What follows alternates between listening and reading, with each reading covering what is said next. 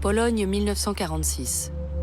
Un an après la fin de la guerre, le pays respire encore la mort et la destruction. 90% de la population juive polonaise a été anéantie par les nazis. À Varsovie, le ghetto a été rasé.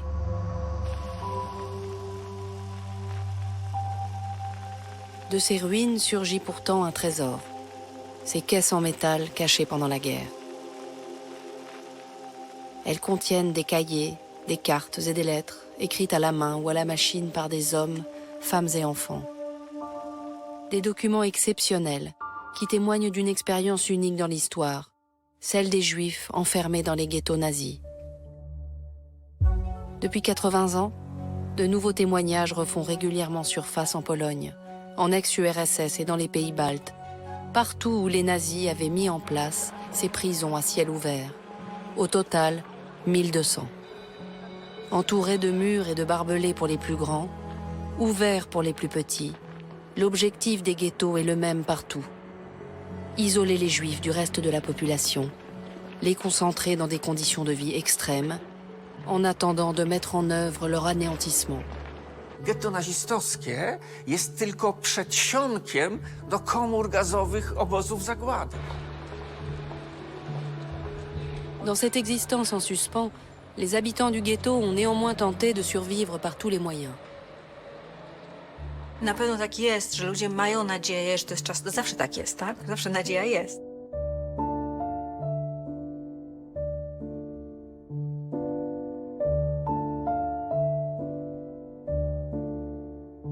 Pour supporter leur quotidien, mais aussi pour laisser une trace à la postérité, beaucoup d'entre eux ont écrit des journaux intimes, des chroniques, des reportages et des mémoires.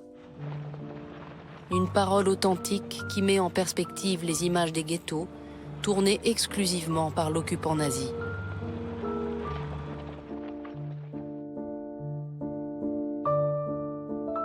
Ils s'appelaient Emanuel Ringelblum, Myriam Wattenberg ou David Chirakowiak. Polonais, lituaniens, autrichiens ou allemands, ils ont livré des témoignages implacables sur la barbarie nazie. Leurs mots sont aussi l'héritage d'un monde juif disparu et l'affirmation d'une volonté farouche de vivre.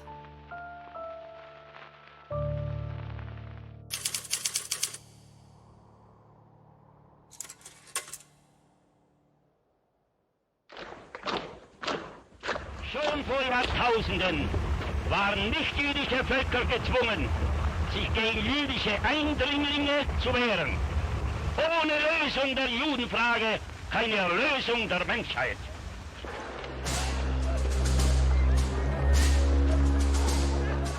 L'histoire des ghettos commence par une déclaration de guerre, celle de l'Allemagne nazie à ses citoyens juifs, considérés comme un danger pour la nouvelle société que le régime veut construire.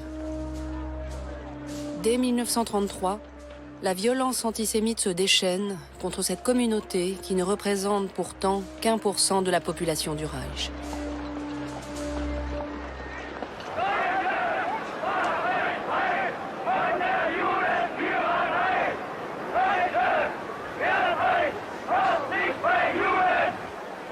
Ces brimades et boycotts ne sont que le début d'une série de mesures qui visent à exclure les Juifs de la société et à les chasser d'Allemagne.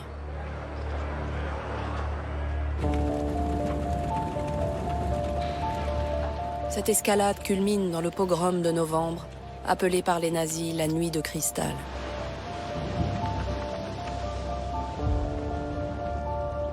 Les SS, SA, policiers, mais aussi de simples citoyens, détruisent plus de 1400 synagogues, vandalisent des milliers de magasins en Allemagne et en Autriche annexés. 1300 personnes trouvent la mort. By 38, they have no civic rights, they have no social ties, and by 38, they have no economic basis to live. And so they have been totally isolated, totally impoverished, and totally deprived of any basic human rights.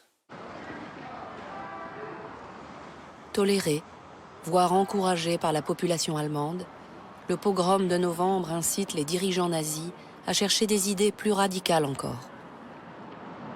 am 12. November 1938, also kurz nach den Novemberpogromen, als es insgesamt darum geht, was soll denn nun mit den deutschen Jüdinnen und Juden geschehen. Und da wirft Göring in der Besprechung irgendwann ein, naja, es sieht ja wohl schon so aus, als würde die jüdische Bevölkerung im Deutschen Reich in Ghettos leben müssen. Pour la première fois, l'idée des ghettos pour les Juifs est lâchée. Mais ce n'est pas dans le Reich que les nazis vont mettre leurs menaces à exécution.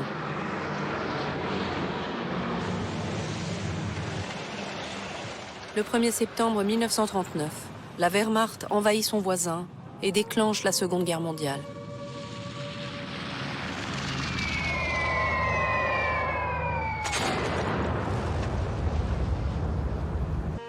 Miasto opuszczone przez policję i wszelkie inne instytucje państwowe oczekuje w trwodze wejścia spodziewanych wojsk niemieckich. Tłumy mieszkańców opuszczają swe domy i udają się na pełną niebezpieczeństw wędrówkę w nieznaną przyszłość. Na ulicach płacz, szloch, narzekanie.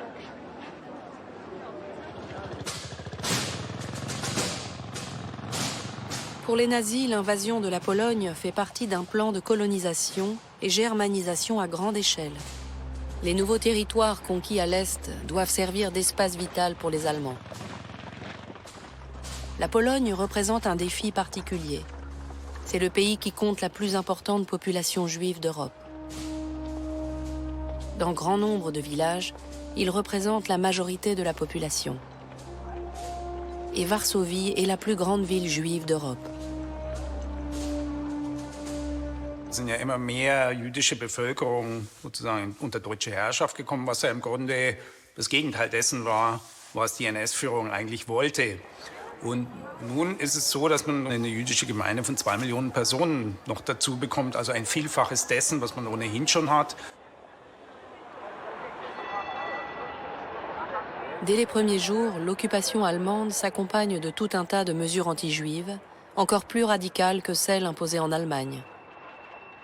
Le port d'insignes distinctifs, la limitation des déplacements, l'interdiction de communiquer avec la population, ainsi que des travaux forcés.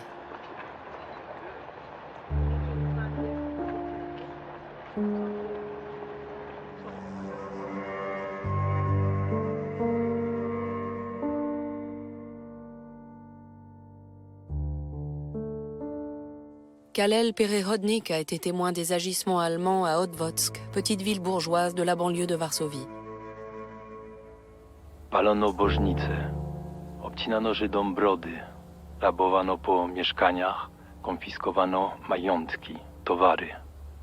Niektórzy Niemcy znęcali się nad Żydami w sposób zupełnie dowcipny. Toczył się na przykład taki dialog. Jude, czymże jesteś z zawodu? Kupcem, pada odpowiedź. Bardzo mi miło, ja zaś bokserem jestem. Po tych słowach następowało uderzenie, pod wpływem którego oko puchło. Pierwsze oznaki pobytu Niemców. Łapią Żydów do kopania. Co teraz zrobić? Idę wczoraj, podbiega do mnie jakiś uczeń niemieckiego gimnazjum z porządną lagą w ręku i ryczy: Komm arbeiten! In die Schule darfst du nicht gehen. Złość, wściekłość bezsilna rozrywa człowieka. Zostaje tylko jedno. Zemsta.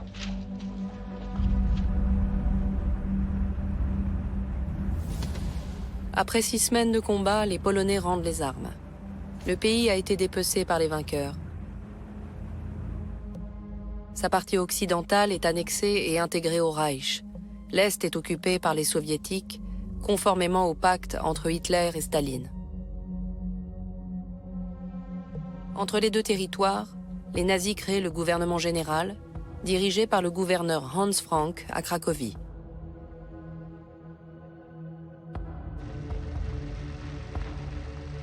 Zentral- und Südpolen sollte ja so eine Art Kolonie werden. Und die ursprüngliche Idee war ja, alle unerwünschten Polen und Polinnen, aber auch alle Juden und Jüdinnen aus den annektierten Gebieten in das andere Gebiet zu bringen. Da geht es aber überhaupt noch nicht um die Vorstellung, die europäischen Juden und Jüdinnen zu ermorden, sondern jetzt geht es tatsächlich um Vertreibungsprojekte. Sur une idée du Führer, Adolf Eichmann élabore un plan de réserve juive. Prévu pour 1 million de personnes, elle doit voir le jour en Pologne occupée, à l'est, dans la région de Lublin. L'hiver sera rude cette année, explique Hans Frank à ses collaborateurs. Quelle joie de pouvoir enfin s'attaquer physiquement à la race juive.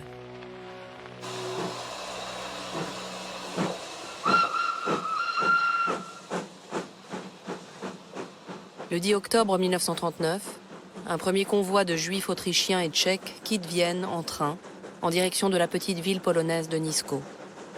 C'est la première déportation de juifs par le Troisième Reich. 1000 personnes arrivent au milieu de nulle part.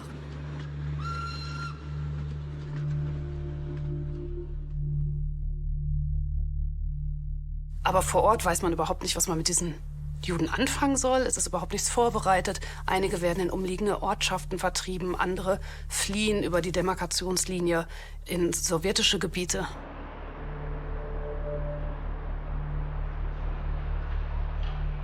La réserve juive de Nisko est un échec. Pendant que Berlin élabore ses projets aussi gigantesques qu'irréalisables, les gouverneurs locaux s'impatientent. Tous veulent se débarrasser de leurs Juifs. Das ist eben diese Konstellation, aus der heraus man jetzt überlegt, wie geht es jetzt weiter. Und dann muss man sagen, dass das sehr stark regionalisiert wird. Das heißt im Grunde nicht mehr Berlin sagt, was jetzt zu tun ist, sondern die einzelnen Besatzungschefs in den Regionen, in den Landkreisen sagen, ja, jetzt muss was passieren. Le plus impatient d'entre eux est Arthur Greiser, gouverneur du Warthegau, la partie de la Pologne fraîchement annexée. Sa plus grande ville, Lodz, compte près de 230 000 juifs, de riches familles d'industriels, mais aussi de simples ouvriers.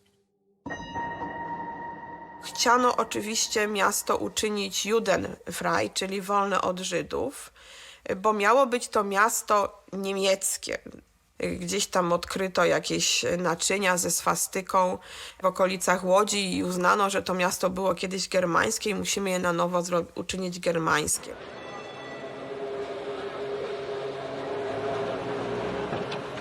Pour faire de Lodz Litzmannstadt, le régime fait venir les Volksdeutsche, des Roumains ou Ukrainiens d'origine allemande qui doivent peupler la ville et les nouveaux territoires annexés.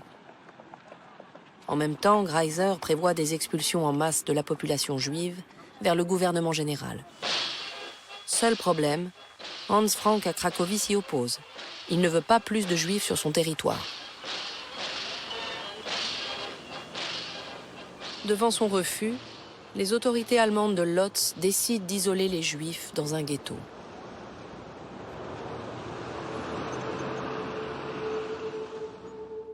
W łódzkiej gazecie pojawiło się obwieszczenie 8 lutego 1940 roku o założeniu dzielnicy żydowskiej, taka była cała nazwa, Wohngebiet für Juden.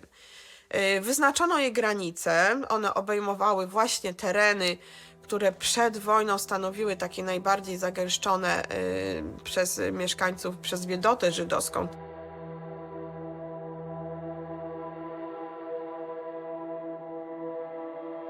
Das ursprüngliche Ziel in Lodz oder Litzmannstadt war ja auch überhaupt nicht die Errichtung eines Ghettos. Ich würde es als eine Notlösung bezeichnen. Als sich schon Ende 1939 nämlich herausgestellt hat, dass das überhaupt nicht funktioniert, diese so große jüdische Bevölkerung schnell umzusiedeln, hat der Regierungspräsident in Kalisz am 10. Dezember 1939, also wirklich relativ früh, angeordnet. Zunächst einmal sollte die Bevölkerung konzentriert werden. Und er sagt aber ganz, ganz deutlich, das Ghetto ist selbstverständlich nur eine Übergangsmaßnahme. Sur ordre de l'occupant, les Polonais doivent quitter les quartiers du futur ghetto pour laisser leur logement aux Juifs.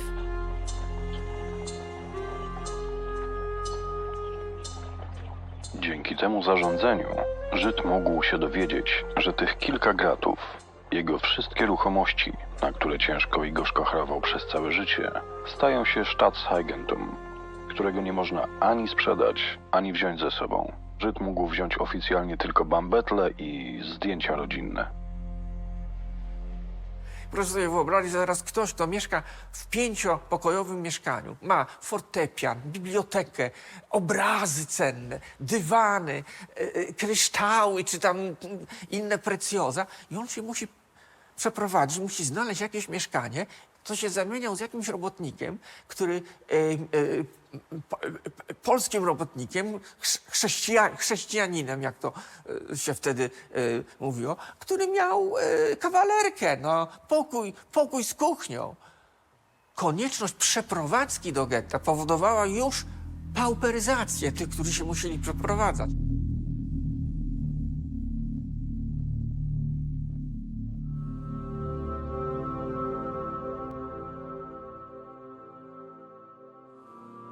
Trois mois plus tard, le 20 avril 1940, ces transferts de population sont achevés. Désormais, 165 000 personnes s'entassent dans 2300 appartements.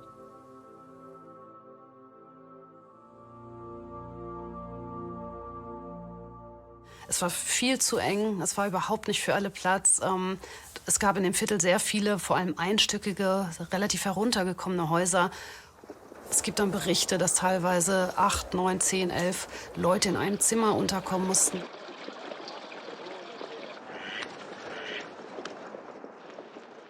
Une race inférieure a besoin de moins d'espace, moins de nourriture et moins de culture qu'une race supérieure, dira Robert Lai, un idéologue du parti.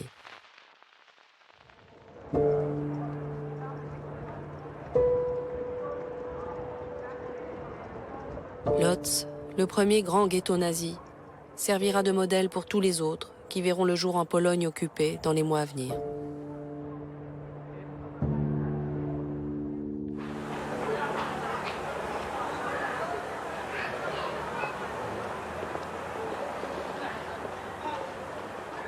En novembre 1940, le ghetto de Varsovie voit le jour. Près de 400 000 juifs sont enfermés sur seulement 2,7% de la surface de la ville. Varsovie sera le plus grand des ghettos nazis.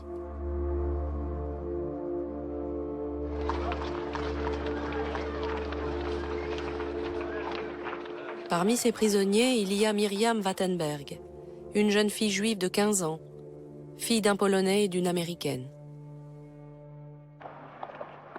15 listopada 1940 roku. Dziś oficjalnie założono żydowskie getto. Żydom zakazano poruszać się poza granicami wyznaczonymi przez konkretne ulice. Jest duży ruch. Nasi ludzie nerwowo biegają ulicami i szeptem przekazują sobie różne wiadomości, jedna bardziej fantastyczna od drugiej.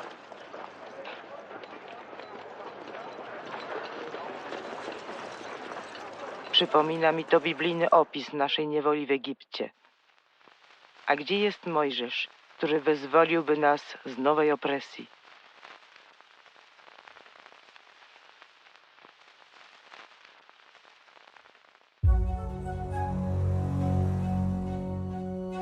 À partir de 1941, les ghettos se multiplient sur tout le territoire polonais.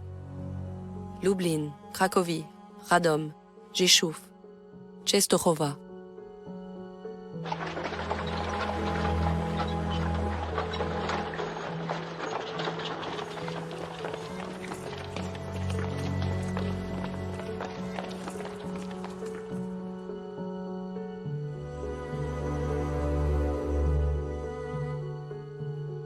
Partout, ces espaces réservés aux Juifs sont mis en place dans les quartiers les plus pauvres de la ville, surpeuplés, parfois sans électricité ni eau courante, dépourvus d'espaces tels que des parcs et des squares. Les plus grands d'entre eux, comme Varsovie, Lodz et Cracovie, sont entourés de barbelés ou de murs. Des routes interdites d'accès par l'occupant divisent le terrain du ghetto et oblige les habitants à construire des ponts. Comble de l'ironie, ces murs et ponts doivent être financés et construits par les Juifs eux-mêmes.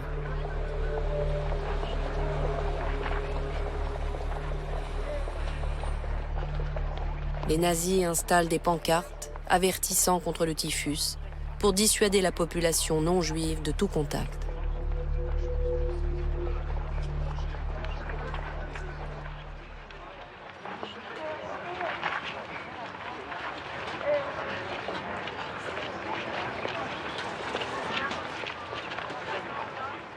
Gett i tych miejsc, gdzie Żydzi mieszkali, było bardzo wiele i one były bardzo różnorodne. 60-70% Żydów mieszkało w gettach półzamkniętych, otwartych albo poza gettami. Es gab überhaupt nicht die eine nationalsozialistische Ghettoisierungspolitik. Es hing immer von den lokalen Machthabern ab, ob ein Ghetto eingerichtet wurde, wie das ausgestaltet war, wie das organisiert war.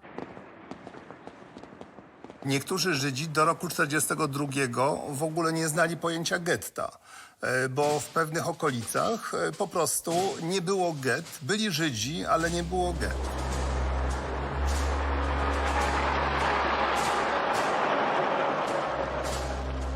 En 1941, l'Allemagne règne déjà sur la moitié de l'Europe. Le Reich a multiplié sa population juive, mais jamais aucun ghetto ne verra le jour dans les pays occidentaux occupés par les nazis. Polen ist ein rechtsfreier Raum. Das heißt, da kann man alles machen. Die polnische Bevölkerung ist im Grunde völlig sekundär. Es wird auch als minderwertig angesehen. Das gilt natürlich für Westeuropa nicht. Das heißt, das war eigentlich ein No-Go für die deutsche Besatzung, eben ein Ghetto in Westeuropa, also nach osteuropäischem Stil einzurichten, weil sie dann ziemliche Probleme auch mit der Öffentlichkeit hier bekommen haben. Au printemps 1941, plus de 60% de la population juive polonaise est parquée ou enfermée dans environ 600 ghettos, disséminés sur toute la Pologne occupée. Pour les nazis, ce sont des lieux de stockage, en attendant de trouver une solution au problème juif.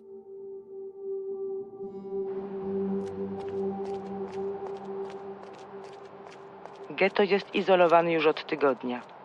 Mury z czerwonej cegły zamykające ulice getta bardzo urosły. W naszym nieszczęsnym osiedlu brzęczy jak w ulu.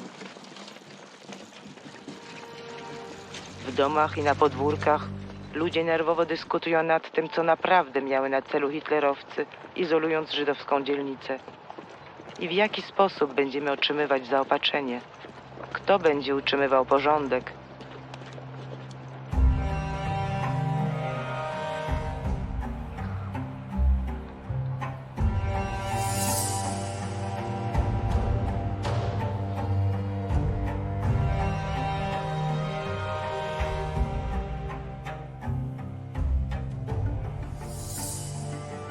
Conscient du bouleversement qu'entraîne la création du ghetto, l'historien Emanuel Ringelblum à Varsovie note dans son journal intime. Es wächst letztens sehr stark das historische Bewusstsein. Man knüpft an in zähnlicher Fakten zu der Geschichte. Man kehrt sich zum Mittelalter. Als der Itziker Geruch ist einer von den ärgsten in der jüdischen Geschichte, weil damit gewinnt Miklat. Persuadé qu'il faut laisser une trace de cette épreuve unique que la communauté s'apprête à vivre, Ringelblum crée l'organisation Oneg Shabbat. La mission de ses membres est de documenter la vie dans le ghetto sous tous ses aspects, afin de laisser une trace à la postérité. Privés de leurs relations sociales et de leurs emplois du jour au lendemain, les Juifs du ghetto se retrouvent projetés dans une nouvelle société, imposée par l'occupant. Diese Ghetto-Gesellschaften waren hochkomplizierte soziale Gefüge. Es waren sehr, sehr unterschiedliche Menschen dort auf engstem Raum zusammengepfercht. Politische Unterschiede, Klassenunterschiede. Es gab große Unterschiede hinsichtlich der Religiosität, also ob es orthodoxe Juden oder eher Assimilierte waren. Czasami była taka przepaść językowa. Są dwie rodziny, które się kompletnie nie znają i oni się nie dogadują. Że jedni mówią po polsku, drudzy widzisz i mieszkają w jednej tam kwaterze, tak? Bo to jest pokój z jakimś aneksem kuchennym. À la tête de ces nouvelles sociétés, créées sous la contrainte, se trouve le Judenrat, le Conseil juif. Mis en place par les Allemands, il représente le lien entre la communauté juive et l'administration nazie. Można też oczywiście widzieć w tym taką wręcz niechęć, taki wstręt, rasowy wstręt do ludności żydowskiej, że nie, owszem, my tam nawet nie wchodzimy, my nie chcemy widzieć, co się dzieje w getcie. Dla Niemców Judenrat był bardzo wygodny, ponieważ to nie oni zarządzali bezpośrednio, to Judenrat zarządzał bezpośrednio. Niemcy tylko kontrolowali Judenrat i nie dali mu autonomii oczywiście. W tych małych miejscowościach Niemców nie ma, natomiast wszędzie jest policja granatowa, prawda? Więc policja granatowa nadzoruje getta, nadzoruje wspólnoty żydowskie, ale obok tego są też administratorzy cywilni, którzy pracują dla Niemców, to są Polacy, którzy pracują dla Rady Miasta, pracują dla wójta, pracują czasami dla sołtysa. Simche Polakiewicz est l'un des 7000 habitants du ghetto de Sokolov-Podlaski, une petite ville de la région de Varsovie. Komendantem getta Kreishauptmann Grams wyznaczył Polaka, Surdika. Jego zadaniem było pilnowanie, aby antyżydowskie zarządzenia były surowo przestrzegane. Szybko pokazał, że jest wierny i dobrze umie bić ludzi. U żydowskich krawców szył sobie ubrania. Żydowscy szewcy robili dla niego oficerki. Był bardzo elastyczny i służył obu stronom. En Pologne occupée, tous les ghettos nazis, même les plus petits, ont leur propre conseil juif, avec à sa tête un président. À Lodz, les Allemands nomment Chaim Mordechai Rumkowski, un homme d'affaires. À Varsovie, cette responsabilité incombe à l'ingénieur Adam Czerniakow. I oczywiście jest bardzo ważne dla Niemców, żeby to nie byli ludzie z zewnątrz. Oni starają się, początkowo przynajmniej, stworzyć przywództwo, które składa się z przedwojennych elit. Żeby zachowana została jakaś kontynuacja i żeby ludzie też czuli się uspokojeni. Le défi que les dirigeants doivent relever est immense. Organiser la vie quotidienne du ghetto pour faire vivre des centaines de milliers de personnes tout en se soumettant aux exigences de l'occupant. Rumkowski powiedział, jaka jest jego wizja getta. Że ma to być rzeczywiście taka organizacja quasi-państwowa. On wręcz użył takich określeń, że będę miał swoje ministerstwa, będę miał Ministerstwo Edukacji, Ministerstwo Pracy itd., itd. À l'image de Lodz, chaque grand ghetto développe très rapidement une administration importante pour gérer tous les aspects de la vie. L'éducation, la santé, la justice avec ses tribunaux et prisons, ses services sociaux avec des orphelinats et des soupes populaires, la gestion des déchets et même des pompes funèbres.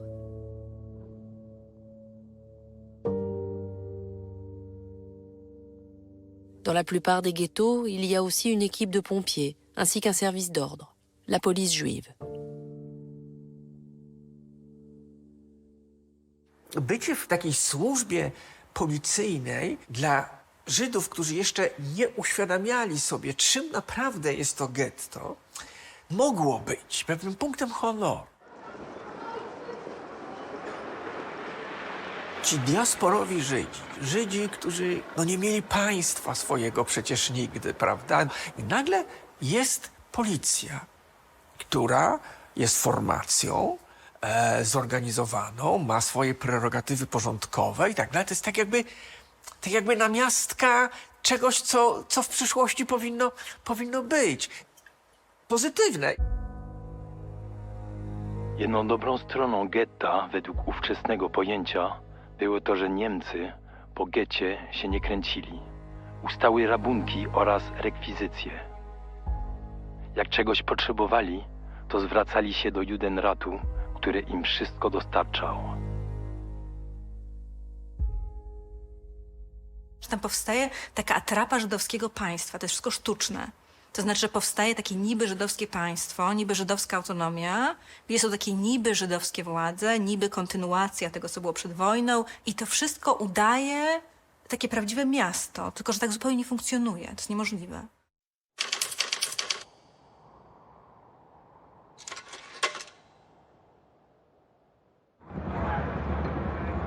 L'espoir d'une existence autonome à l'abri de la terreur allemande n'est que de courte durée. les ghettos ne sont pas conçus par les nazis comme des lieux de vie. Qualifiés de caissons de la mort par Joseph Goebbels, ce sont des espaces où l'occupant expérimente une mise à mort lente par la faim, la maladie et le travail forcé. Ces habitants sont à la merci des décrets et limitations qu'impose l'administration allemande, à commencer par l'approvisionnement de la nourriture strictement réglementé. Die Ghettobewohner bekommen sogenannte Lebensmittelkarten. Das sind dann die Rationen für jeden Tag, für einen Monat jeweils drauf. Und damit können sie dann zu den Stellen gehen, die das ausgeben.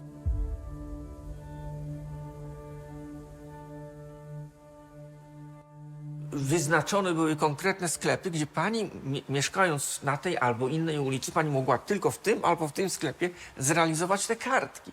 I to była oficjalne źródło zaopatrzenia, ale przydziały były tak małe kalorycznie, że nikt praktycznie nie mógł z tego przecież wyżyć. Od dzisiaj mamy mieć 2 kilo chleba na cały tydzień. Mięso jest teraz na 3 lub 4 tygodnie, po 10 deko na osobę. A margaryna po 8 lub 10 deko na ten sam okres. Z żywnością w getcie źle, jak dotychczas. Wyszedł w tym tygodniu przydział. 8 deko masła i 1 jajko. Sensacja. Od zeszłego roku nie było jajek dla ludności getta. Kartofli prawie że nie ma. Warzyw nie ma. Słowem, nic konkretnego do jedzenia. Wczoraj umarł jeden z uczniów równoległej do naszej klasy, który uległ ogólnemu wyczerpaniu z głodu. Jest to 3. ofiara w naszej klasie. Bardzo często przywożono produkty zepsute, przywożono jakieś zamiecione z rynków łódzkich resztki warzyw, dostarczano stęchniętą mąkę, czyli tak naprawdę to było takie miejsce, gdzie takie wszystkie odrzuty trafiały, a z tych odrzutów w getcie zmuszone osoby sytuacją musiały wyprodukować jakieś produkty do jedzenia. À Łódź, la ration quotidienne officielle attribuée aux Juifs s'élève à 220 calories.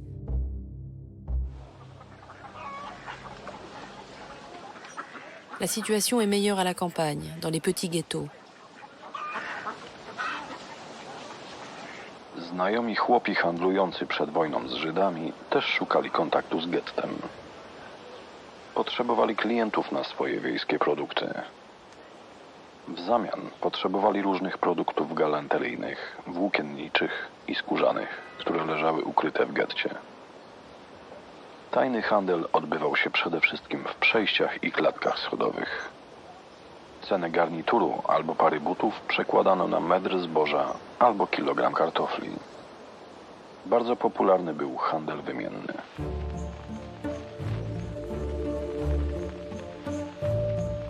À l'inverse, Łódź, devenue une ville allemande, sous le nom de Litzmannstadt, a été nettoyée de sa population polonaise. C'est le ghetto juif le plus isolé. Pour réduire la dépendance aux livraisons allemandes, le Judenrat lance des expériences agricoles dans le quartier rural de Marysin. Powołano specjalny wydział rolny i zaczęto uprawiać kapustę, siano, jakieś zboża, hodowano warzywa. No ale oczywiście ta hodowla i ta uprawa mogła zabezpieczyć naprawdę jakiś bardzo skromny procent potrzeb. Na Marysinie wisien, jabłek, jak i gruszek pełno. W szkole są ciągle wyprawy po jabłka, ciągłe łapanie uczniów przez policję, wsadzanie do więzienia, wyrzucanie ze szkoły, ale mało to pomaga. Zakazany owoc smakuje, a szczególnie gdy jest się głodnym.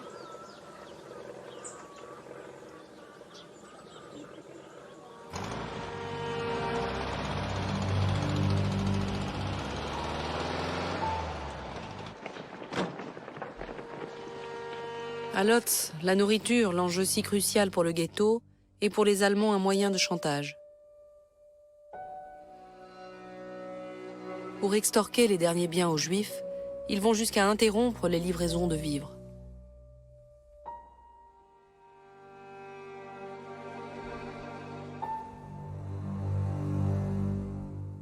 l'administration nazie va encore plus loin et impose au ghetto sa propre monnaie. Les Juifs sont obligés d'échanger leur argent contre ces billets qui n'ont aucune valeur à l'extérieur du ghetto. Mamy te pierwsze miesiące, kiedy tak naprawdę stłoczeni na terenie getta ludzie nie mają co jeść. Rozpoczęły się protesty przeciwko Rumkowskiemu, takie na tle głodu, tak? Bo nie było możliwości kupienia jedzenia. Pour nourrir sa population, le chef du Judenrat emprunte 2 millions de marks aux Allemands. Les rations qu'il achète apaisent la situation, mais l'argent doit être remboursé. Rumkowski passe alors un marché avec Hans Bibo, le responsable allemand de l'administration du ghetto. Le ghetto remboursera sa dette avec sa force de travail.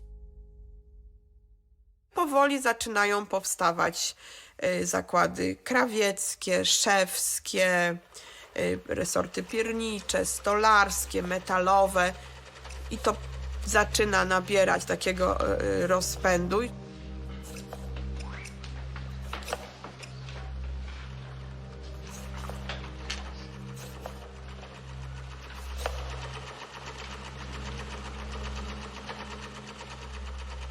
Au fil des mois, des ateliers, voire des usines verront le jour dans tous les ghettos de la Pologne occupée.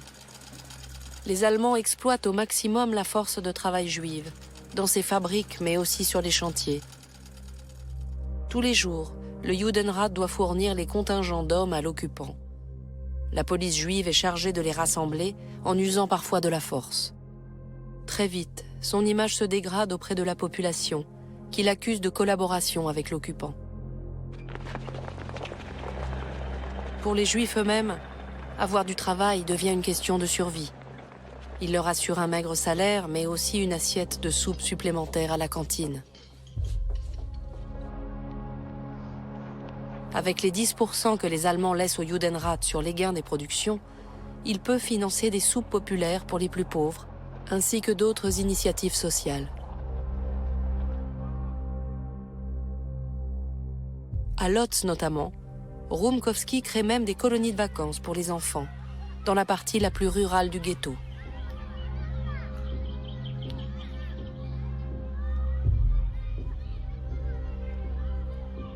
W szkole mieliśmy dzisiaj frajdę, co się zowie. Lekcji nie było, bo była defilada wszystkich dzieci znajdujących się na Marysinie przed Rumkowskim. A co najważniejsze, dostaliśmy nadprogramowy podwieczorek. Po kawałku chleba, z plasterkiem kiełbasy. Zaiste pański gest naszego władcy. Naturalnie nie obeszło się bez mowy. Powiedział stary, że daje nam wszystko, co może, a w zamian żąda, byśmy się uczyli i dobrze uczyli. Bienfaiteur mais aussi despote, le président du Judenrat de Lodz impose un style de gestion autoritaire. Son portrait se retrouve sur les murs des administrations, les timbres, les billets de banque.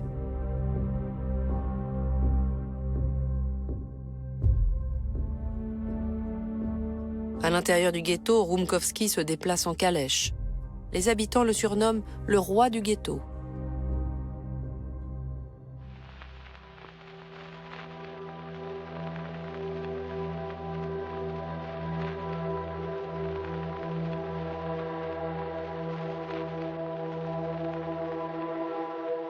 Au fléau de la faim s'ajoutent les épidémies. Les ghettos manquent d'eau courante, de chauffage et d'articles d'hygiène de base comme le savon. À Varsovie, 43 000 personnes meurent en seulement 10 mois d'une épidémie de typhus. Ici, le surpeuplement est dramatique. Depuis sa création, le ghetto est passé de 380 000 à 450 000 habitants et compte plus de juifs que la France et la Belgique réunies. Ces nouveaux arrivants ont été déportés de la partie annexée au Reich et des environs de Varsovie.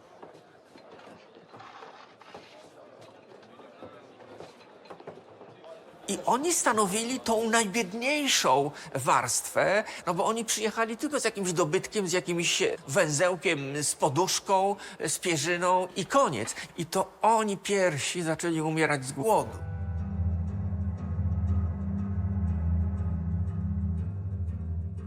I jak widzimy zdjęcia z getta, różne, tych właśnie albo trupy leżące na chodnikach, albo żebrające jakieś szkieleciki, prawda, dzieci, które żebrzą, to są przede wszystkim właśnie uchodźcy. To nie są warszawscy Żydzi. Oni mieli już po prostu sytuację najgorszą. Das Schrecklichste ist gewesen zu der sehen die verfrorene Kinder, warwese Kinder mit nackten Knien, verlumperte, weinendig in die Gassen. Heint ob ihr der Herd weinen sich verkehlt, a dreijährig Jüngel. Morgen in der Früh wird der Stomme schon sein gestorben verkehlt. Es wird a Steiger. Die Ausschreien von Kindern sind am Hintergrund Obklang im Ghetto. Dans son journal, Adam Tcherniakov, le président du Judenrat de Varsovie, évoque sa rencontre avec des enfants recueillis par la police juive. Są to żywe kościotrupy, rekrutujące się z żebraków ulicznych. Część ich odwiedziła mnie w gminie. Rozmawiali ze mną jak dorośli, 8-letni obywatele. Wstyd powiedzieć, że już dawno tak nie płakałem. Pris en charge par les institutions sociales du ghetto, les orphelins ne sont pas les seuls enfants à se retrouver sans protection de leurs parents. La réalité du ghetto a aussi fait éclater les rôles traditionnels au sein des familles. L'occupant a laissé les hommes démunis, incapables de protéger les leurs. Der Ausdauer von die Freuen, die Stützen von die Mischpoches. Wenn sie haben ohne Mann auf Zwangsarbeit, schreckt sich nicht das Weibsein. Sie läuft, schreit, jammert, sie schreckt sich gar nicht vor die Sellner. Sie steht in der Reihe, noch Essen wartet. To się wszystko pokręciło, prawda? W stosunku do tej przedwojennej hierarchii społecznej, ta gettowa była przewrócona. Profesorowie nie mieli żadnej pracy w getcie. Spadli na dno, prawda? Szemrani, tacy cwaniaczkowie przedwojenni triumfowali. Stąd też getto było takim miejscem, sceną bardzo szybkich karier osób, które niekoniecznie przed wojną taką karierę społeczną mogłyby zrobić. Denerwuje mnie tylko system protekcji stosowany przez osoby ważące względem urzędników i innych pasożytów w szopach. Stoi ogromny ogon krawców, czekających swej kolejki, a tu przylatuje jakaś panienka z biura i natychmiast odbiera swą porcję z wagą. Naturalnie i z wybieranego towaru. Oprócz tego takie historie jak posiadanie kilku talonów przez policjanta pilnującego ważenia, przez urzędników, komisarzy i innych tego rodzaju pasożytów na barkach krawców.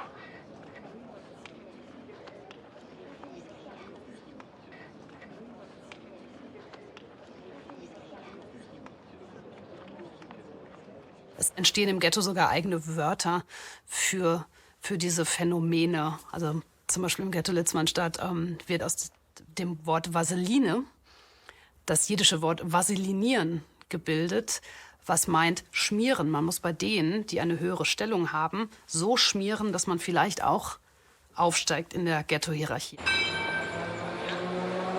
Versteiger in die Gassen, Gneiwes und Schwindlereien. Gleich gilt und Mitgefühl, Nedoves, Strophen, die Gemieter in die Gassen, Bitochen und Joesch, Simche und Treue, Hoffnung und Verzweiflung, Meure und Eime, Kleb, Tfises, Redifes euch Zwangsarbeit in die Lagerung, Gewalten und Obklangen, allgemeine Vertempung von Rachmones.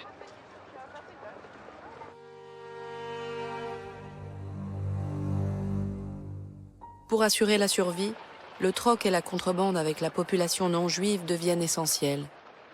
À Varsovie, 80% de la nourriture du ghetto provient du commerce illégal.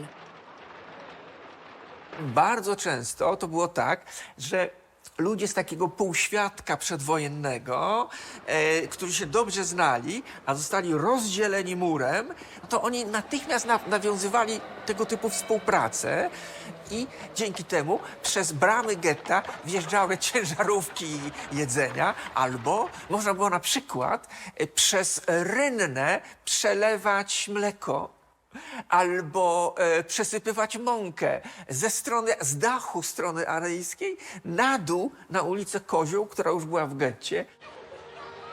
Die Beziehungen zwischen Jiden und Goyim haben gehabt, war Grund, Spekulatie und Gewinns. Die Beziehung ist nicht gewesen kein gesunde, nor sie hat gedient a guten Ziel, a Ziehen a Sach Jiden von der Hunger. Die polnische Schmuggler haben gehabt in Sinnen die volle Gewinnsten, nor sie haben fortgespielt a nationale Rolle, strecken dich a gute Hand zu die Verfolgte. Dabei haben sie verseit Seien von Moralischkeit in einer Zeit von Groß Efkeires. Les contrebandiers s'enrichissent et s'imposent comme l'élite du ghetto. Ils permettent de faire fonctionner les soupes populaires et fournissent les 60 restaurants.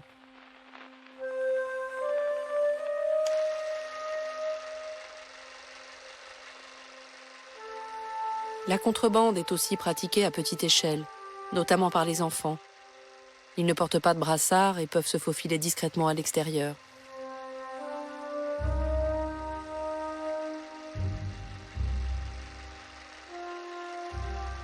Kindern war es möglich, durch diese kleinen Löcher in der Ghettomauer auf die arische Seite Warschaus zu kommen und dort dann zu versuchen, Lebensmittel zu finden oder einzutauschen oder zu kaufen und die dann wieder ins Ghetto zu holen, was im Übrigen zur Folge hatte, dass in sehr, sehr vielen Fällen Kinder die hauptsächlichen Ernährer ihrer Familie wurden.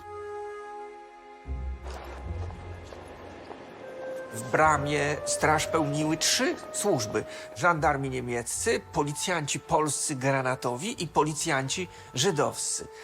Więc trzeba było opłacić tych 3 strażników, prawda?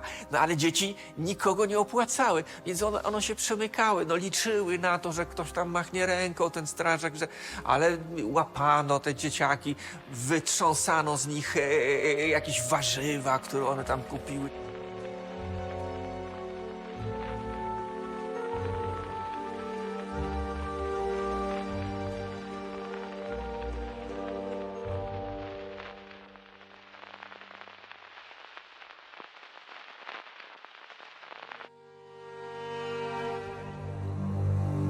Matka 5, 6 dzieci stoi z 3 z nich przy mecie nakrochmalnej. Dziecku wciska do ręki kilkadziesiąt złotych i pomaga mu przejść przez druty.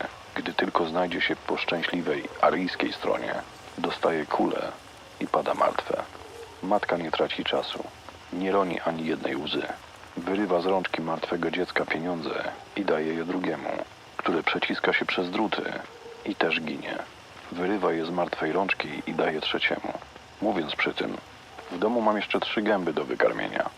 Trzeciemu dziecku udaje się przedostać i przenieść szmugiel. Matka ta nie zamartwiała się długo. Jeszcze tego samego dnia sama zginęła. Do opieki nad rodziną została najstarsza dziewczynka, która dalej zajmuje się szmuglem. Historia tej matki i jej dzieci nie jest wcale wyjątkowa.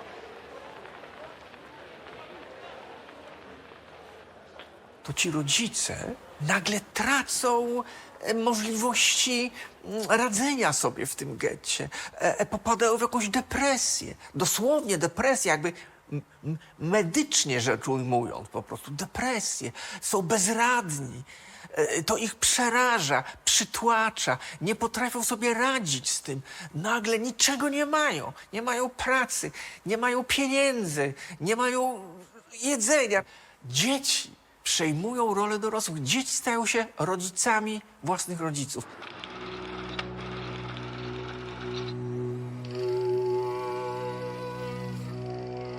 La misère et la pauvreté sont abondamment photographiées et filmées par les équipes de tournage de la propagande nazie.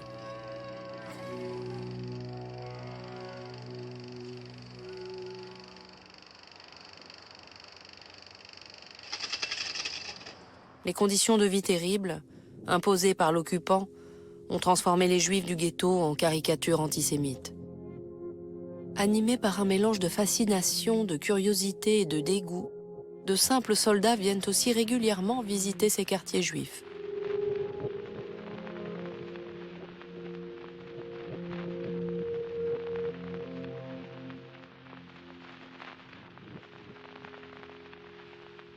Das hat sich zum Teil ja fast schon so eine Art Ghetto-Tourismus entwickelt.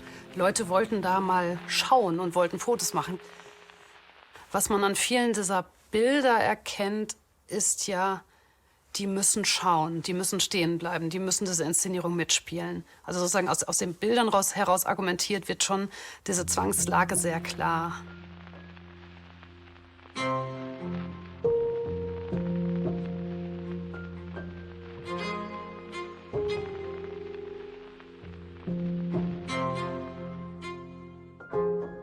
Wir müssen diese Fotos weiter benutzen und auch das Filmmaterial, weil wir haben in vielen Fällen nichts anderes. Aber wir müssen uns darüber im Klaren sein, es ist der Täterblick.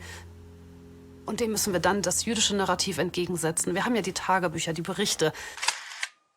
Mais nombreux clichés ont aussi été pris à l'intérieur du ghetto par les habitants eux-mêmes. À Varsovie, malgré l'interdiction allemande qui confisque les appareils photos, des anonymes ont photographié clandestinement des scènes de vie. À Lodz, Rumkowski désigne officiellement 2 photographes, Henrik Ross et Mendel Grossmann, pour documenter le quotidien du ghetto. Ils en profitent aussi pour capter d'autres moments en secret.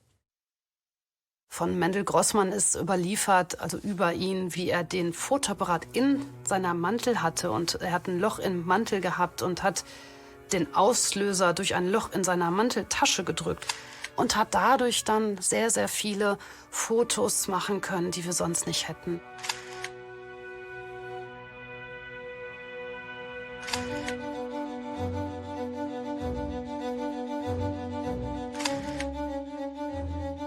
Und auf diesen Fotos haben wir auch ganz, ganz viele Szenen, die wir gar nicht so mit dem Ghetto assoziieren würden. Also Henrik Ross hat zum Beispiel Fotos gemacht von einer Mutter, die ihr Kind küsst. Und also ein Foto, das so von Liebe und Zuneigung und Glück spricht, mitten im Ghetto.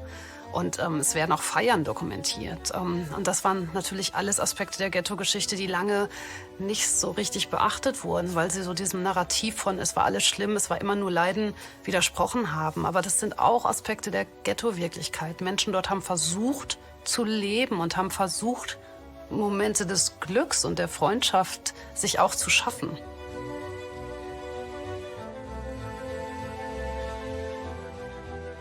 W tym chaosie i w tym kompletnym abstrakcji, tak? Ludzie coś robią po to, żeby mieć jakąś namiastkę normalności. Kawiarnie w getcie, które tak samo funkcjonują przecież, tak? Że ludzie tam przychodzą i siedzą nad herbatą i mają taki moment, że może im się wydaje, że trochę tak jest, jak kiedyś było. To było właśnie to, że się nakryje do stołu wieczorem, że będą talerze i będą sztućce, nawet jeżeli mamy tylko, nie wiem, chleb, albo mamy tylko właściwie zupę z wody.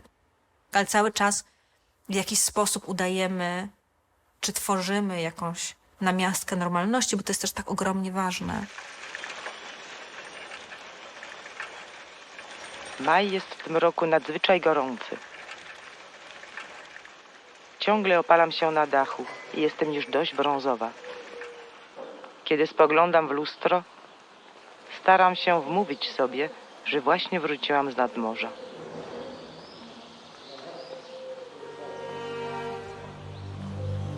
Es ist gar ein Nest, was die Leid wären nicht zerbrochen und zerfallen sich nicht, war die Teutzähnes, was spielen sich in die Gassen, welche wollten gestupft die Leid in a voller Verzweiflung. Der Fall besteht für guten Siemen, was die Einwohner vom Ghetto sind so verpanzert und versteift, als für die Teute gehen sie vorbei und rangeln sich weiter für ein Leben. Für mich ist es eines der größten Zeichen von Widerstand, wie die Menschen im Ghetto in dieser Extremsituation geradezu verzweifelt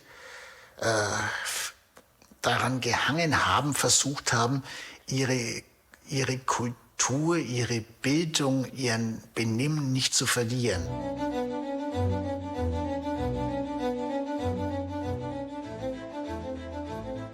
Es gibt Musikkapellen, es gibt wissenschaftliche Vorträge, es gibt eine Bibliothek, es gab sogar Sportfeste im Ghetto, es gab Theateraufführungen, übrigens in der Ghetto-Gesellschaft sehr umstritten. Auf dem Friedhof spielt man kein Theater. Nasze noworoczne przedstawienia nieoczekiwanie zgromadziły ogromną widownię. Sala była wypełniona po brzegi, ponieważ 31 grudnia zbiegł się z ostatnim dniem Hanuki. Zaimprowizowaliśmy scenę obrazującą heroiczną walkę Makabiego, wprowadzając wiele współczesnych aluzji. Publiczność klaskała entuzjastycznie i prawie wszyscy mieli łzy w oczach. Das ist natürlich ein ganz klarer Bezug zu dieser Welt vor dem Ghetto und auch zu einer Welt, die mit etwas Humanistischem, mit etwas Schönem, mit etwas Künstlerischem zu tun hat. Théâtre, école, enseignement, toutes ces activités se mettent en place à l'abri des yeux de l'occupant. Comme le dit le journaliste Chaim Kaplan, tout est interdit, mais nous faisons tout. Dużo trudniej było w getcie liczącym sobie 2-3 tysiące ludzi, dajmy na to, zorganizować tajne komplety. Niemniej przeto oczywiście nie było mowy o działalności kulturalnej, teatralnej. Takie rzeczy nie istniały w takich małych wspólnotach. Natomiast to, co rzeczywiście istniało, to było głębokie życie religijne. Przychodzi mi na myśl jedno takie święte miejsce, które znajdowało się na strychu mieszkania Izraela Mordechaja Jankiela Slowitichera na Pięknej 17. Tamte szabasowe wieczory i poranki głęboko wyryły mi się w pamięci. Ludzie modlili się, czytali i zgłębiali swoją wiedzę w dziwnej, tajemniczej ciszy, jak niegdysiejsi marrani. Czułem tam potężną siłę łączącą ludzi w getcie. Tu uchowały się piękno i wzniosłość, które zostały zhańbione.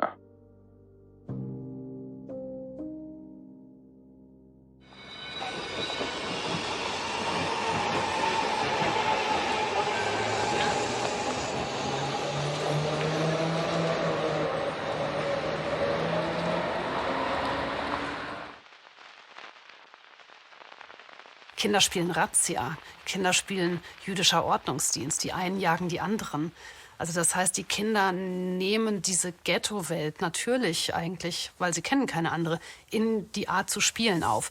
Ich habe mal in einem kurz nach dem Krieg verfassten Bericht von einer Berliner Jüdin ein Zitat gefunden. Da erinnert sie sich daran, dass 1942 ihr damals 6-jähriger Sohn sie fragt, in welchem Ghetto warst du denn als Kind, Mami?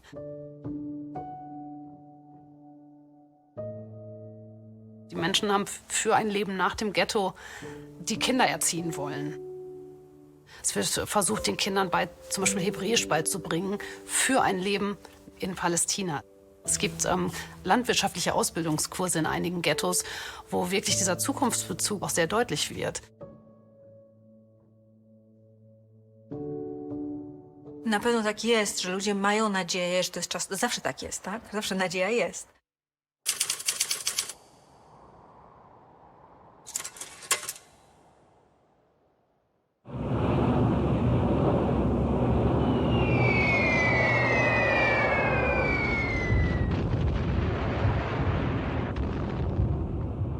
Niebywała, wspaniała wiadomość. Oby tylko nie okazała się plotką. Otóż Niemcy wypowiedziały podobno Sowietom wojnę.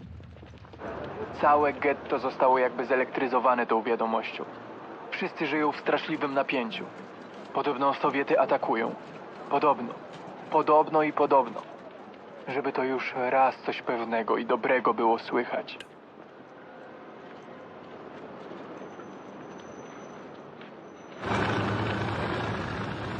Mais l'invasion de l'URSS par la Wehrmacht ne se résume pas à un simple conflit militaire. Les nazis conçoivent cette guerre comme une confrontation idéologique et raciale, dirigée contre la population soviétique qui compte de nombreux juifs.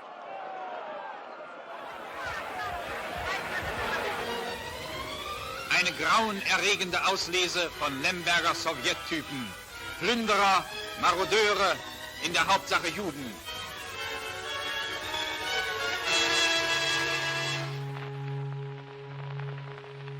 La stratégie de Berlin a changé. Pour se débarrasser des Juifs, la priorité n'est plus de créer des ghettos. Le régime envoie dans le sillage de la Wehrmacht les Einsatzgruppen, des escadrons de la mort. Zunächst ist es ja so, dass noch relativ selektiv gemordet wird. Die Männer im wehrfähigen Alter, also etwa 17 bis 55 oder so, das sieht man dann relativ flächendeckend und das expandiert dann zunehmend. Und dann ab August beginnen die Mörder auch Frauen und Kinder zu erschießen. Und das ist für mich immer der letzte Schritt in den Genozid. Ab Ende September werden alle Juden und Jüdinnen umgebracht, wenn eine Stadt neu erobert wird. Und das klassische Beispiel ist Babin Jar, also in Kiew, der Einmarsch, eine Woche später die Totalvernichtung.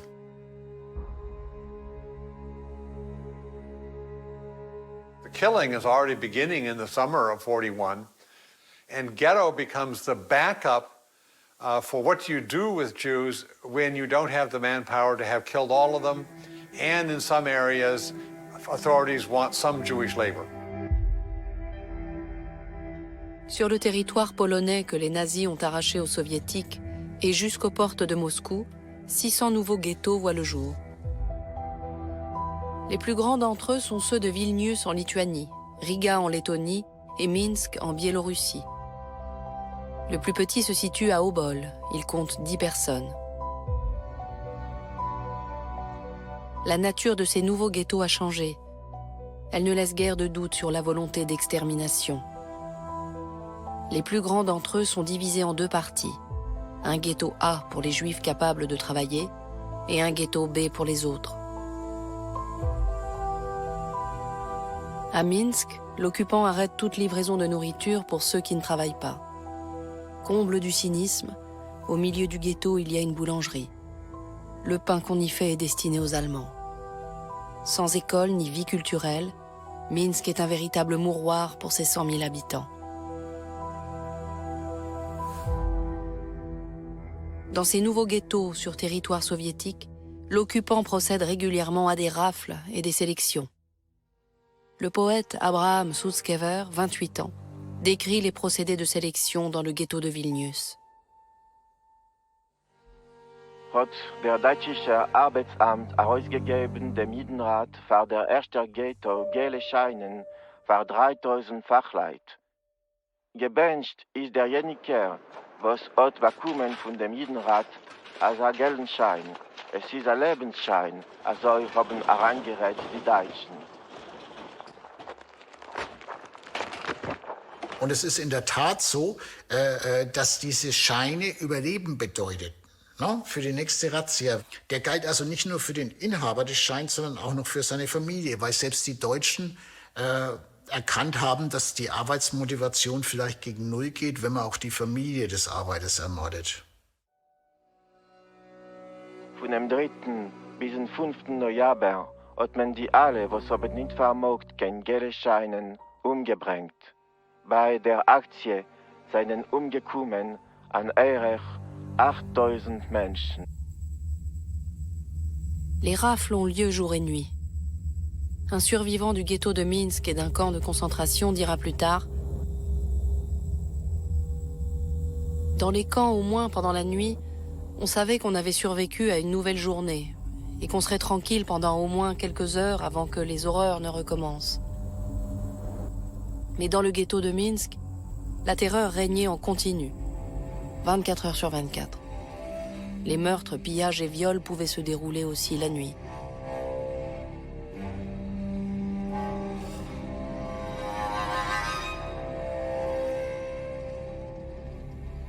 Les Juifs raflés dans les ghettos sont emmenés dans des centres d'exécution à proximité de grandes villes. Pour tuer les Juifs de Vilnius, les Allemands ont choisi Ponary, un petit village à 7 km de la capitale lituanienne. Ponary war ja eigentlich ein von den Sowjets eingerichtetes Tanklager, sollte dahin. Da waren eben schon die Gräben ausgehoben, um die Tanks reinzusetzen. So dass man die Menschen da reinführen kann und dann von oben mit Maschinengewehren reinschießen kann.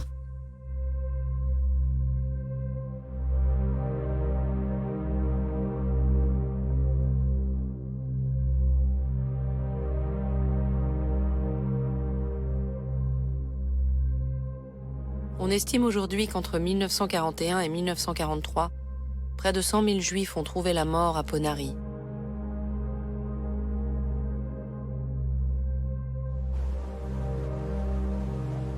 Le même procédé est employé par les bourreaux allemands pour assassiner les Juifs du ghetto de Minsk. Le centre d'exécution s'appelle Mali Trostinets. Il se trouve à 12 km de la capitale biélorusse. C'est un petit camp de travail pour prisonniers soviétiques, avec à proximité des fosses, où l'on enterre les Juifs tués par balle ou par gazage. Das klingt jetzt sehr zynisch, aber es war tatsächlich auf deutscher Seite oft auch der Versuch herauszufinden, was funktioniert am besten und was belastet die Täter am wenigsten. Und deshalb dann auch teilweise der Versuch, von den Massenerschießungen wegzukommen hin zu dem Einsatz von diesen Gaswagen. Also es gibt dann Berichte darüber, wie die Leute diese Wagen besteigen und die Zurückbleibenden hören teilweise noch die Schreie, weil dann eben das Gas, das Kohlenmonoxid in die Räume, in denen die Opfer sind, geleitet wird. Les Allemands font monter les Juifs raflés dans le ghetto de Minsk directement dans ces camions spéciaux. Le gazage a lieu pendant le trajet vers Mali Trostinets. Morts asphyxiés à leur arrivée, leurs corps sont jetés dans les fosses.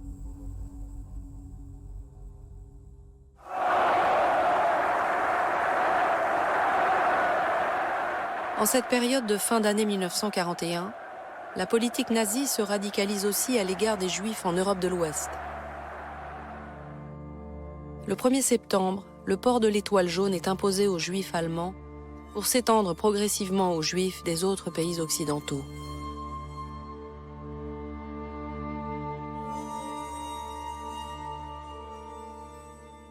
At the same time, the order goes out that Jews will no longer be allowed to emigrate or be expelled from Europe. The goal is no longer to get rid of the Jews outward, it's to lock them in. Because no Jews can escape now that you're going to kill every last one. Dann gibt es auch relativ bald die Frage, soll man nicht mitteleuropäische Juden in die Sowjetunion schicken, dass sie eben da auch umgebracht werden. Und das ist aber ein sehr unbestimmter Diskussionsprozess. Alle wollen die Juden loswerden, also auch die deutsche Besatzung in Frankreich sagt, naja, wann können wir denn deportieren? Und damit verdichtet sich das eigentlich Ende 1941. The first deportations from Germany to ghettos, again, to warehouse them because the death camps aren't ready yet. So they're sent to Łódź, they're sent to Riga, they're sent to Minsk. The ghetto has now become a staging area for the death camps, not a staging area for expulsion and decimation. Au même moment, les Juifs allemands, autrichiens et tchèques sont déportés en masse à Łódź. Par manque de place, les écoles sont transformées en dortoirs. Le ghetto est déjà à la limite de ses capacités et ses habitants sont excédés. Jutro ma przybyć pierwsza partia wysiedleńców z Wiednia. Podobno sami chrześcijanie i hitlerowcy, którym udowodniono babki Żydówki. Jeszcze tu w getcie związek antysemicki założą.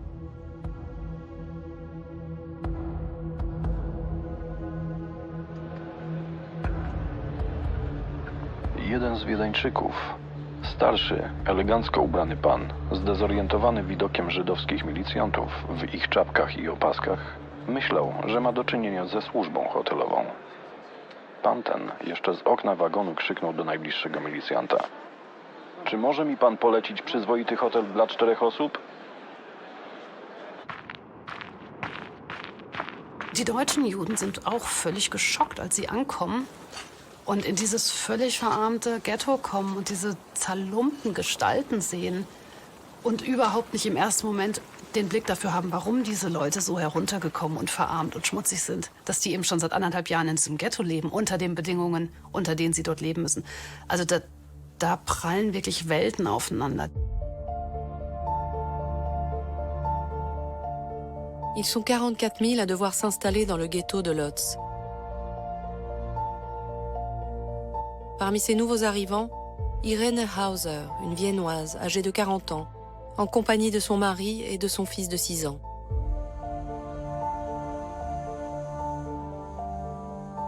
Il n'existe aucune photo d'elle ni de sa famille, mais un journal intime dans lequel Irene a consigné son quotidien.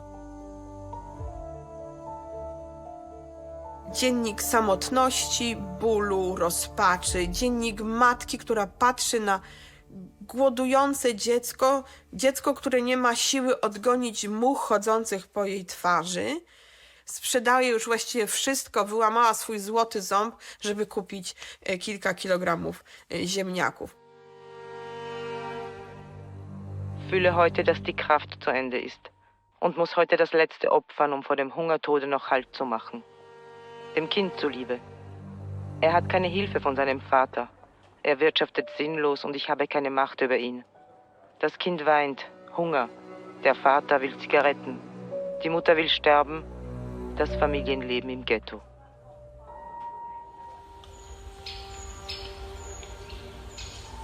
Les conditions de vie du ghetto entraînent des décès en masse parmi les Juifs occidentaux. Près d'un tiers d'entre eux meurent des suites de maladies et de famine. D'autres choisissent de se donner la mort.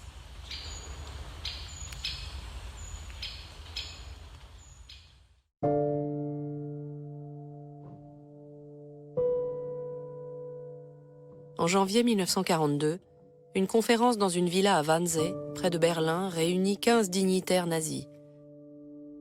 Sous la supervision du SS Reinhard Heydrich, chef de l'Office central de la Sûreté du Reich, il décide des modalités logistiques du meurtre des Juifs d'Europe. 11 millions de personnes sont visées. 2 mois plus tard débute l'action Reinhardt. C'est le nom de code pour l'assassinat des Juifs polonais dans le gouvernement général.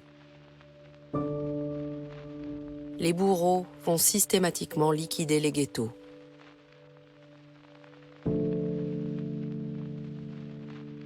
Pierwsze getto, które Niemcy zlikwidowali, to było getto lubelskie. To było 16 marca 1942 roku. Czyli zaczęli od miejsca, które było najbliżej szefa akcji Reinhardt, którym był szef policji na dystrykt lubelski Odilo Globocznik. I Globocznik chciał dać przykład, jak to się robi u niego na jego terenie, prawda? Les Juifs du ghetto de Lublin sont déportés à Belzec, un centre de mise à mort qui vient d'entrer en fonction début mars 1942. Près d'1 demi-million y trouveront la mort par gazage.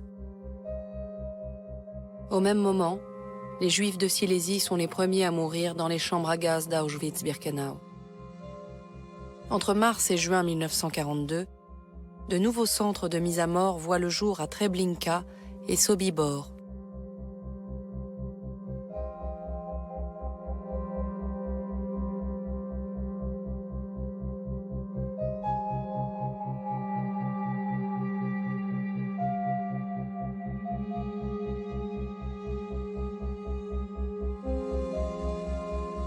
La vague des déportations saisit progressivement tout le gouvernement général, notamment les petits ghettos des campagnes. Faute de personnel, les Allemands utilisent les responsables locaux polonais pour leur entreprise meurtrière. Dostają ciekawe listy, które mówią: proszę panów, niedługo będziemy deportować waszych Żydów. Prosimy o sugestie, co byście chcieli zrobić z własnością pożydowską. Kogo byście chcieli osiedlić w mieszkaniach i domach, w których jeszcze mieszkają ci Żydzi, ale wkrótce już mieszkać nie będą. Potem jest kwestia podwód, prawda? Kto tych Żydów wywiezie? To muszą być lokalni chłopi, którzy są mobilizowani z podwodami. W Jom Kippur 1942 roku Surdik z Hermanem szukali w getcie wystarczająco dużego placu, na którym będzie można zgromadzić pojmanych Żydów przed ich wywiezieniem do Treblinki. Następnego dnia Surdik kąpał się już w żydowskiej krwi. Żydów, od których jak pijawka wysysał pieniądze, sam prowadził na rzeź. Jak szalony, biegał i wyłapywał swoje ofiary.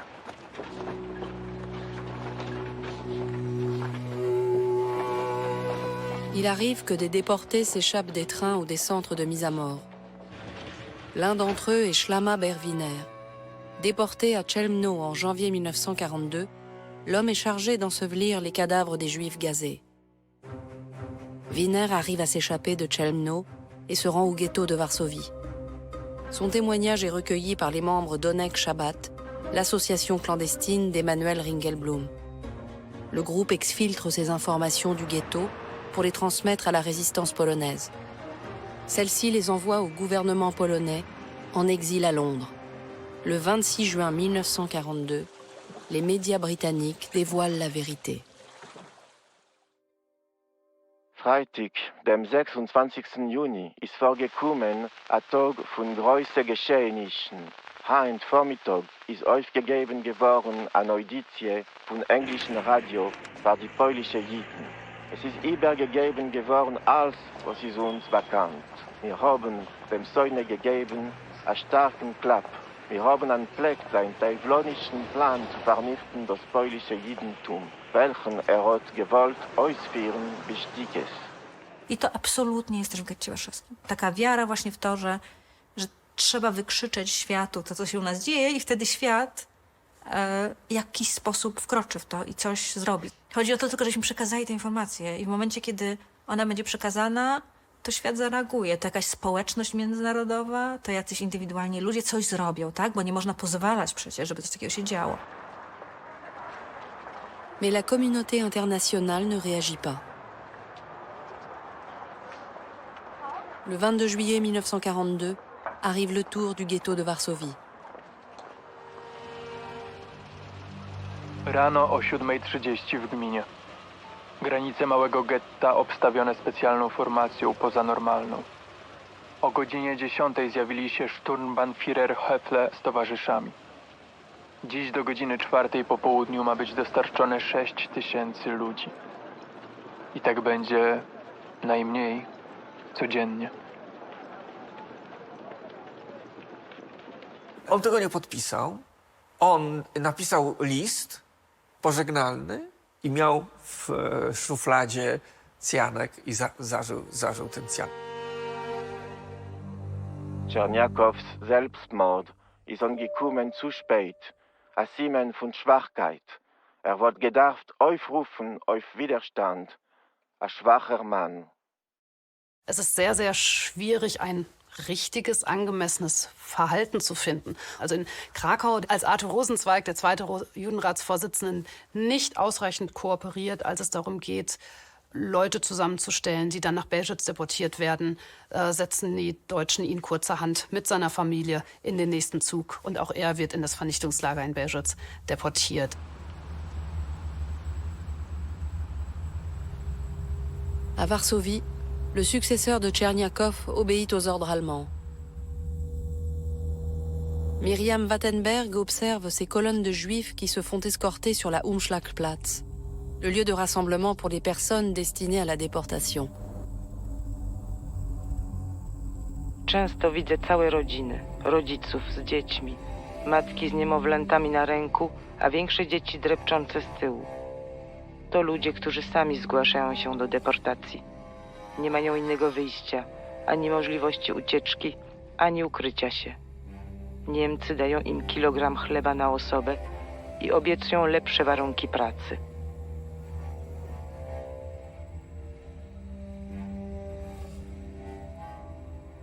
Młodzi ludzie chcieli żyć i starsi ludzie też chcieli żyć. I starali się łapać, wydobywać takie te różne jakby objawy, znaki, które pozwalały im wierzyć. Dlatego Niemcy z taką perfidią organizowali cały system mistyfikacji. Zaczynając od tego, że obwieszczenie w getcie warszawskim mówiło, że jedzie się do pracy na wschód. Entre juillet et septembre 1942, près de 300 000 personnes quittent le ghetto de Varsovie pour le centre de mise à mort de Treblinka. Ces déportations ont lieu presque tous les jours pendant 3 mois, avec l'assistance de la police juive.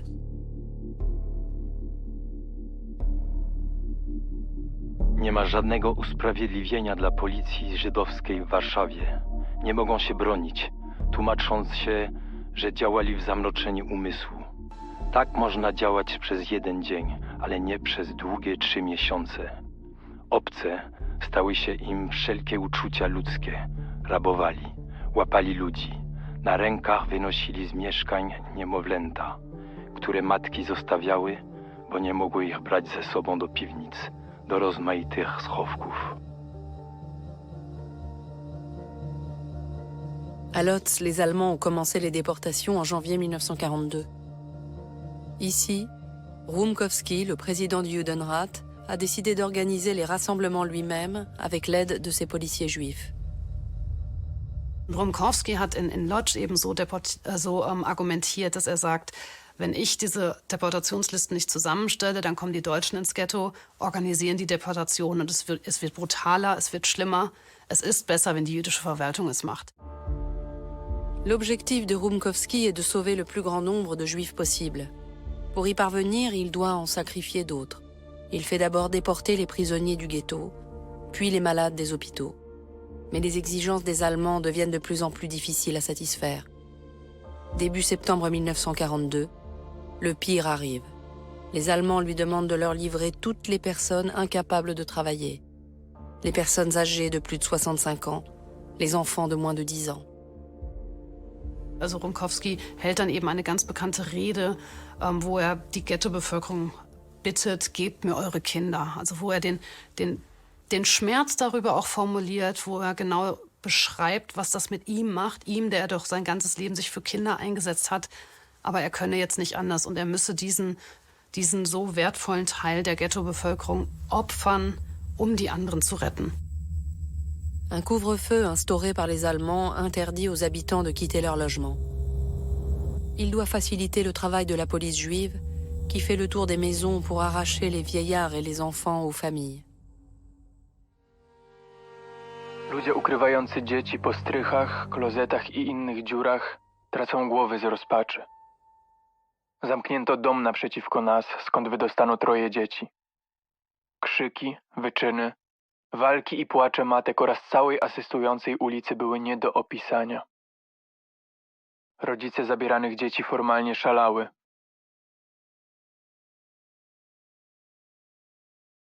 Policjant żydowski brał udział w tej deportacji, w tym zabieraniu dzieci matkom za cenę uchronienia swojego dziecka. Nie chciałabym nigdy stanąć przed takim dylematem. Mnóstwo osób się zaczęło ukrywać i policjanci żydowscy nie dali rady odbierać matkom dzieci i wkroczyły jednostki niemieckie. Zrobiły to, czego chciał uniknąć Rumkowski. Chciał uniknąć brutalności, chciał uniknąć rozlewu krwi. 4 Uhr früh. Weiter geht Kinderaktion mit Hilfe von Militär, da es zu langsam ging. Wir bangen weiter. Bubi will mit mir nicht freiwillig gehen. Ich dachte, dass wir eher zu einer Suppe kommen. Verlassen wir uns halt auf Gott. Menschen können uns keine helfen, da es keine gibt.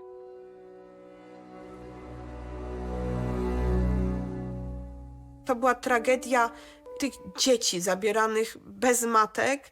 To była tragedia matek, które musiały albo zostać, żeby opiekować się dzieckiem, które było starsze i nie kwalifikowało się do wyjazdu, albo jechać z tym drugim swoim dzieckiem. Mam zawsze w pamięci karteczkę włożoną do sweterka małej dziewczynki. Gdy matka pisze, że to jest moje ukochane dziecko, zaopiekujcie się nim. I ta karteczka wraca do getta z rzeczami. I jest znaleziona przez kogoś.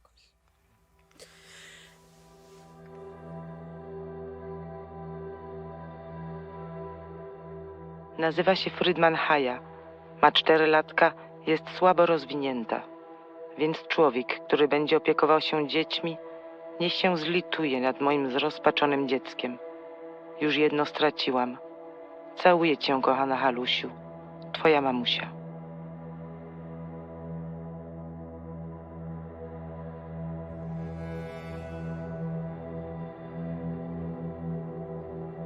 Plus de 15 000 enfants et personnes âgées sont déportés en une semaine du ghetto de Lodz, certains accompagnés de leurs parents. Parmi eux, l'Autrichienne Irene Hauser. elle a choisi de suivre son fils. La mère et l'enfant sont gazés à Chelmno 5 jours plus tard.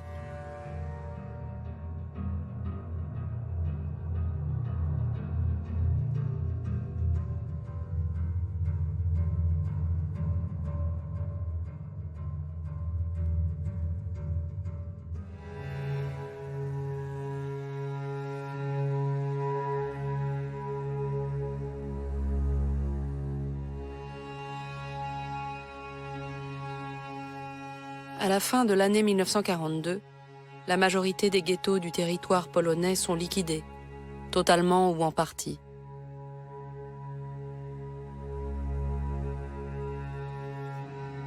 Les rescapés sont devenus des esclaves au service de l'effort de guerre allemand, mais ils sont encore en vie.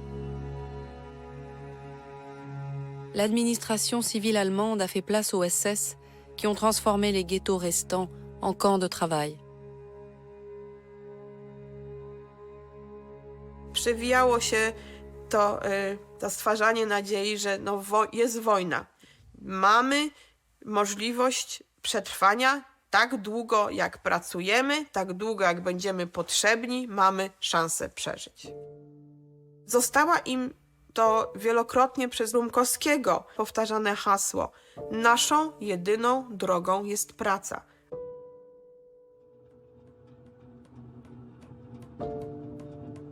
Grunt to kartofle. Jeść, myśleć, uczyć się, pisać i pracować. To ostatnie zajmuje u mnie ostatnie miejsce jako przyjemne. Ale pierwsze w ilości pochłanianego czasu. Ale nie szkodzi. Byle do końca. Die haben Werbung nach außen gemacht. Wir nähen Uniformstücke an wir reparieren ihre Stiefel, wir machen ihre Lederbezüge und so weiter und so fort. Auch Führerbüsten wurden im Ghetto hergestellt. No? Es gab Steinmetze und so weiter, es gab einen riesigen Katalog, war natürlich immer billiger, ne, als auf dem freien Markt.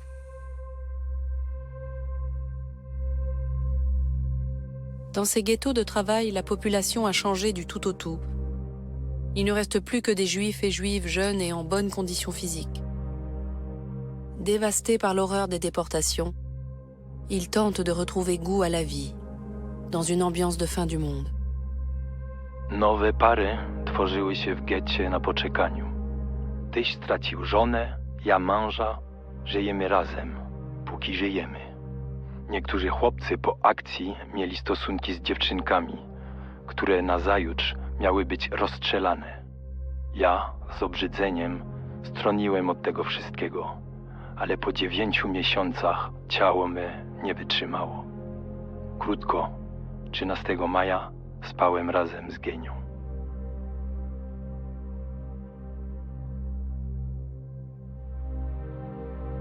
Privés de leurs proches envoyés à la mort, ces survivants n'ont plus rien à perdre. À Vilnius et Minsk, certains arrivent à s'enfuir pour rejoindre les partisans. D'autres tentent de s'armer pour résister à l'intérieur des ghettos. Ein Großteil der Ghetto-Bevölkerung hat es vehement abgelehnt.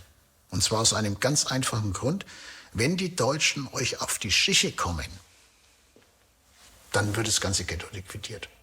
Von daher die Vereinigte Partisanerorganisation nie auch nur annähernd eine Mehrheit im Ghetto gehabt. Die meisten Menschen haben gesagt: Um Gottes Willen, hört auf, geht hier raus. Ne? Wir wollen euch hier nicht. Der breite Eulem hat wegen der FPO nicht gewusst und hat nicht getort wissen. Nur bei Nacht, wenn die Bewegung im Ghetto pflegt werden abgehakt, pflegt sich anheben die Bewegung von Gewehr. In Untererd, unter Podloges, in Heilen haben sie gefunden die Arsenalen.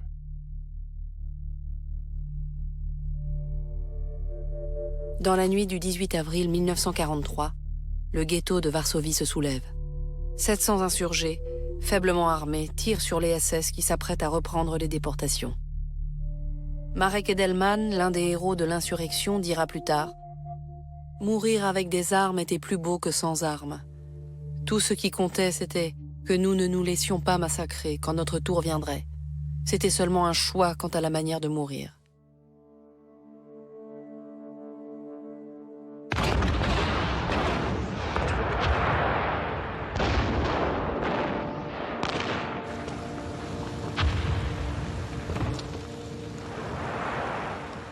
Pour en finir avec la révolte, les Allemands détruisent les bâtiments du ghetto l'un après l'autre, à la dynamite ou au lance-flammes.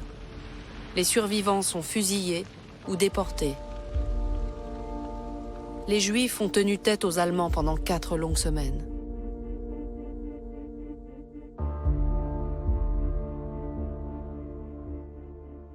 To było pierwsze zbrojne powstanie w okupowanej Europie przeciwko Niemcom. No tak było. Przecież tak było. Więc to jest niesamowita historia, prawda?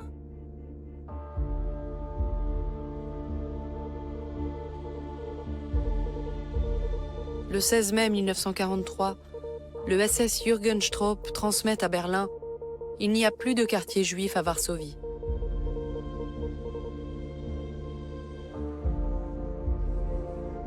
L'insurrection de Varsovie précipite la liquidation des ghettos encore restants.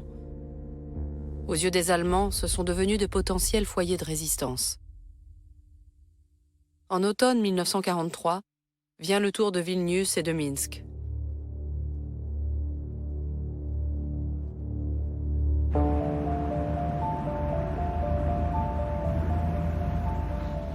Jusqu'en 1944, une partie des Juifs du ghetto de Vilnius continue d'être exploitée dans les camps de concentration des pays baltes, notamment à Vaivara, près de Riga, et à Kloga, en Estonie. Warto zauważyć, że sierpień 1944 roku część Polski jest już wyzwolona. W Lublinie powstał już w lipcu rząd, czyli część już się cieszyła wyzwoleniem, a w Łodzi funkcjonowało jeszcze getto. C'est Himmler en personne qui décide de la liquidation de Łódź en juin 1944. Il y reste encore 75 000 Juifs qui travaillent dans les ateliers. Il y a aussi Chaim Rumkowski, président du Judenrat. Il n'échappera pas au sort de ses coreligionnaires.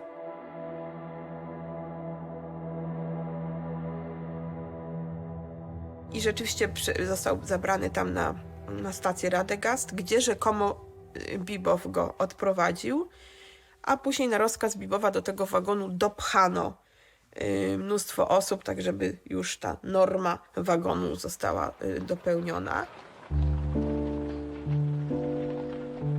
Premier ghetto créé par les nazis, Łódź est le dernier à avoir été liquidé. Il a perduré 4 longues années.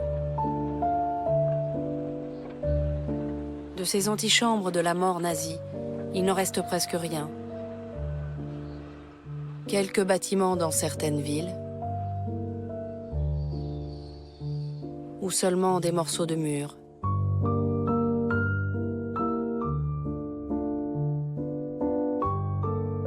Si la mémoire des Juifs et des Juives des ghettos a survécu, c'est grâce à leurs propres écrits.